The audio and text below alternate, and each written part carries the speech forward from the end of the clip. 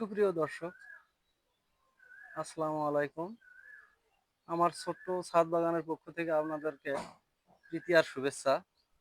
আজকে আমি আপনাদের আমার এক ছাদ বাগানের ফল গাছের সঙ্গে পরিচয় করে দিব। বাবা, হুম, এটা কি ফল? ডালিম। ডালিম।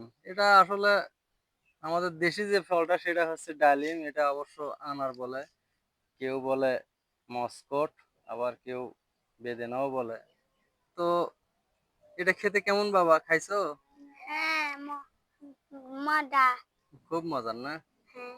একবারে খুবই মজার একটা সুস্বাদু ফল।